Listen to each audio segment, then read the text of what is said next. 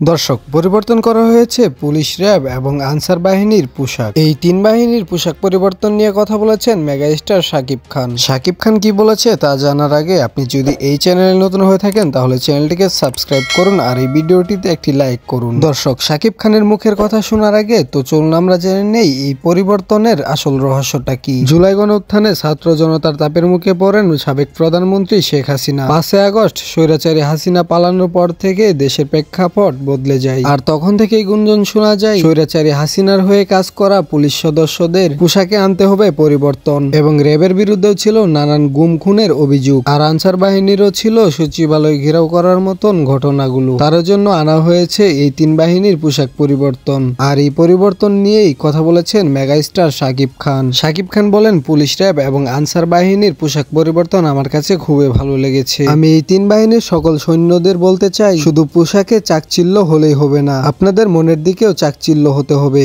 আপনাদের মনটাকে নরম করতে হবে এবং সুন্দর মন মানসিকতার পরিচয় দিতে হবে। আমি চাই না আমার দেশে আর কোনো গুম খুন ঘটুক। আপনারা যদি দেশের জনগণকে ভালোবাসেন তাহলে দেশের জনগণও আপনাদেরকে ভালোবাসবে। জনগণ পারে না এরকম কিছু নেই, জনগণই সকল ক্ষমতার উৎস, তাই তাদেরকে গুরুত্ব দিন এবং মূল্যায়ন করুন। আমি আশা করছি এই তিন বাহিনীর সকল সদস্যরা আমার এই ভিডিওটি দেখবে এবং তারা সর্বদা জনগণের পাশে থাকবে।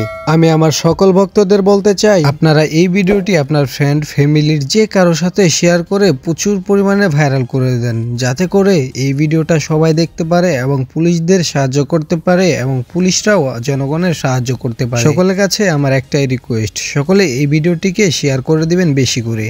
দেখুন, অন্যদের মতো আমি কসম দিব না, আমি শুধু বলতে চাই, যদি আপনি এই ছবিটিকে ভালোবাসেন তাহলে চ্যানেলটিকে সাবস্ক্রাইব করুন, আর যদি এই ছবিটিকে ভালোবাসেন তাহলে ভিডিওটিতে একটি লাইক দিন। আমার মনে হয় আপনি দুটি কাজই করতে চাইবেন, কারণ এই দুটোই ভালো দিক। তো দেরি কিসের, এখনই করে ফেলুন।